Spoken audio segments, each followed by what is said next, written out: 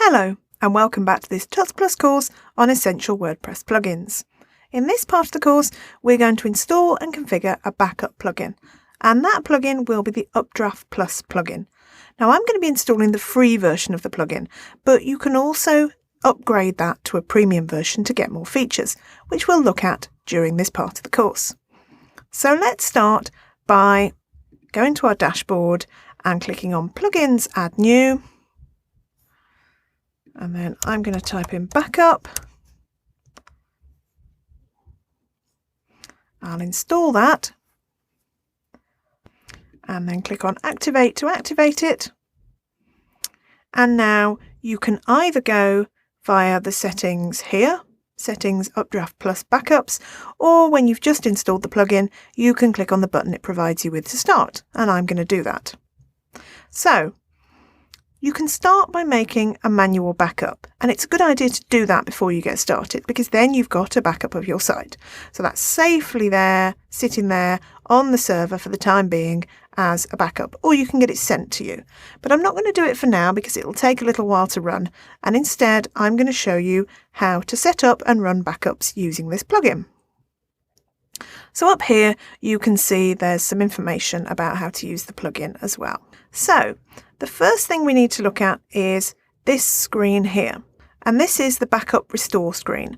And this is the one that you use to simply make a quick backup of your site.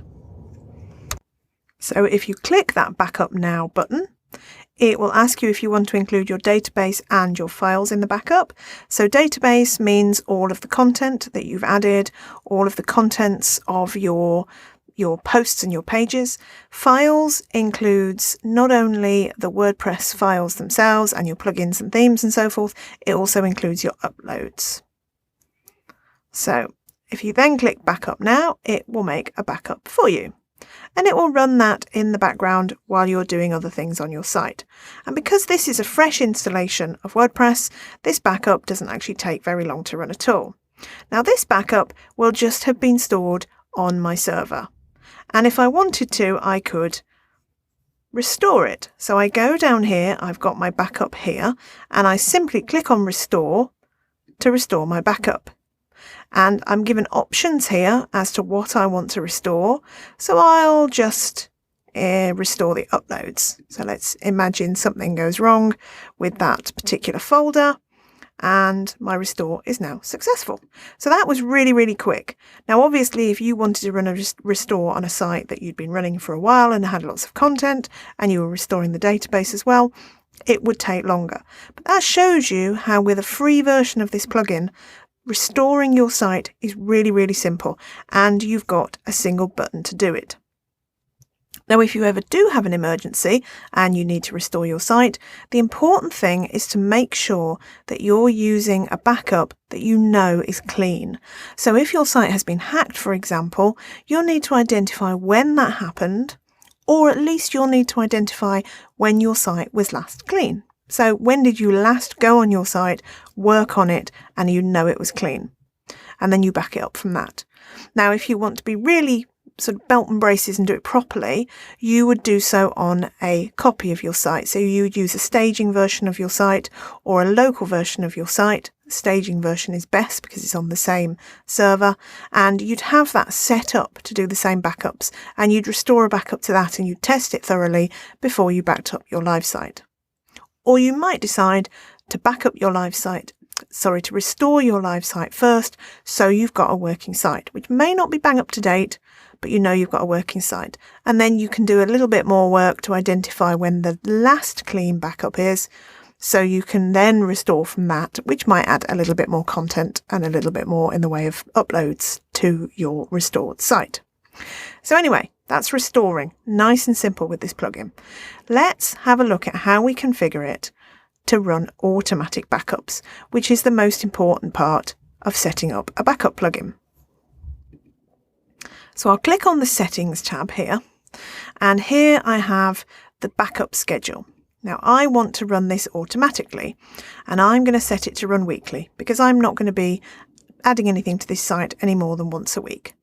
You can also tell it how many backups to keep. So I'm going to keep 4, so that'll keep a month's worth of backups. And the same for the database.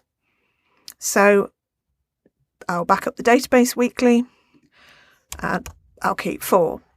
Now, you could have these on separate schedules. So you could back up your files every week and back up your database every day. The only problem with that is that files includes uploads. And so if you're adding new content every day and you're including uploads in that content, images and videos and so forth, you'll then end up when you restore with posts that might not have all the media in them. So it's up to you really as to whether you want to maximise the effectiveness and the thoroughness of your backups and do both of those every day, if you want to do daily, or whether you want to take the risk of not backing up your files quite so often, and then if you do need to do a restore, you might need to manually upload some of those files again. So I've set my schedule to weekly and I'm retaining 4. And it'll automatically remove more than 4 from the server. It won't remove them from a third-party location that you send them to because the plugin has no control over Dropbox or Google Drive or whatever you're using. Now here, it gives you remote storage options. So you can only send it to one place with the free version of the plugin. If you wanted to send it to multiple places, you would have to get the premium plugin. So here, if you go on the premium tab here, it gives you the option to upgrade or to add some specific add-ons to it. So if you scroll down, you can see all the options here for the plugin. And you can see there are also other plugins that are designed to be compatible with this plugin as well. So let's go back to our settings. So we've still got weekly and retaining 4 backups.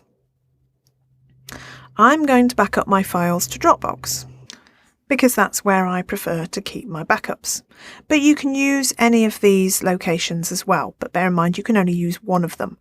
If it's really crucial that you keep your site safe as houses, you might want to upgrade to the premium version and keep it in more than one place. So we then need to authenticate with Dropbox, but we'll do that after we save the settings. So I'm going to include plugins, themes and uploads. And it then gives you things to exclude. So backups, you don't want to be excluding backups. You don't want to be backing up backups. And then in WP content, you've got things like upgrades and backups and things like that. You don't want to be backing those up because you don't need those when you restore. So stick with the defaults and you won't go far wrong. Now again, you've got premium features here, such as encrypting your database backup, which will give you more security. And you can check the box to have a report sent to your site's email address, which I'm going to do. Now here we have expert settings and these are more complex. And as it says here, unless you've got a problem or you're curious, you don't really need those. So I can't unshow them. So I will just go through those and I can automatically update the plugin if I want to, or alternatively, I can use this other plugin by the same plugin developers called Easy Updates Manager. Now I haven't included that plugin in Essential WordPress plugins here, but it is one that's useful if you want to automate things on your site. So now I'm going to save the changes. It takes me back up to my Dropbox and I need to click on this link to authorize access to Dropbox. And then that takes me into Dropbox and I will sign in and authorize Dropbox. So you just follow the instructions on the screen and do what it tells you to. So you then get this big screen that just tells you to press the button for complete setup.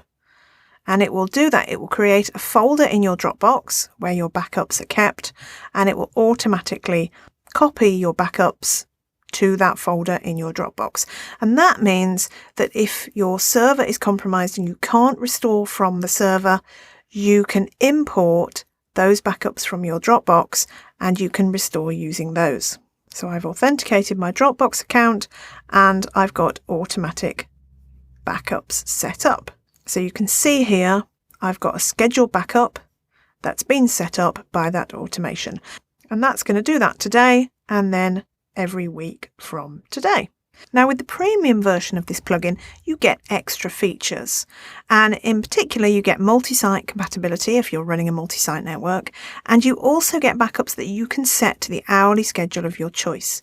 Because I just set up those backups and they're going to run at the time of day that I've set them up, which is in the middle of the day. And that's not ideal. Now, there's two ways around that. You could either set up your backups and configure them in the middle of the night, so you just have to make sure you stay up late one night, or you could get the premium version and tell it when you want to do the backups, because it's a good idea to do those backups in the middle of the night. So that's one failing, I think, of the free version of the UpdraftPlus plugin, because there are some free plugins that you can schedule for certain times of day, but I don't think they've got the other features that UpdraftPlus has, such as the easy restore. So I think it's worth it if you want to stick with a free plugin to use UpdraftPlus, set it up at a time when you're not normally working on your website and you haven't got a lot of traffic, and then leave it to run at that time of day from then on. So that's how you install and configure the UpdraftPlus plugin for backups on your site. And once you've done that, you know that your site is safely being backed up and that you can restore it if you ever need to, which means you can move on to installing the next essential WordPress plugin. And that's going to be a security plugin. So in the next part of the course, we'll look at security plugins and why they're important. See you next time, and thanks for watching.